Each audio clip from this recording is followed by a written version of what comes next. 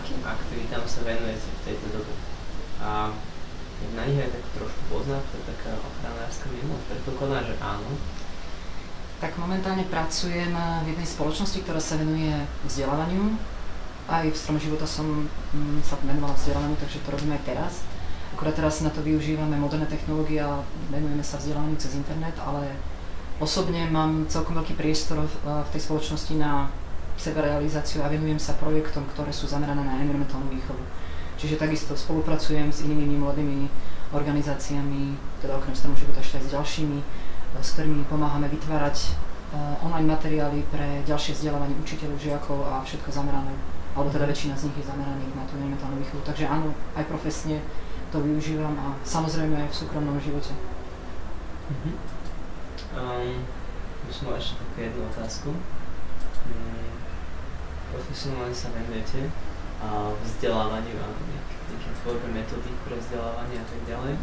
A ako najlepšie, alebo taký ten váš názor, že ako najlepšie oslovovať decká rôzneho veku vlastne v takýchto témach environmentálnych, ktoré ako nie až tak často sa s nimi decká stretnú, možno sa s nimi stretnú skôr tak okrajovo, alebo tak nie je to úplne vysvetlené, že ako ísť na tie rôzne ročníky.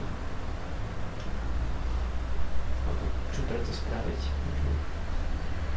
Zo stromu života viem, že úplne najlepšie alebo najväčší dopad mali tie osobné stretnutia. Lenže kapacitne to sa nie vždy proste dá pokrývať, že sa s každým stretnete.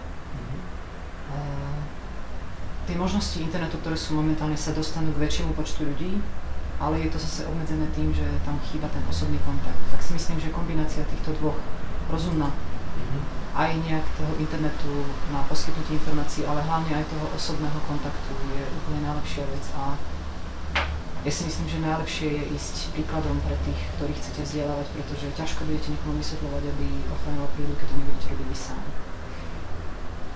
Pravda. Dobre, a budem už pokračovať, tak možno trošku menej formálne. Dobre, poďme.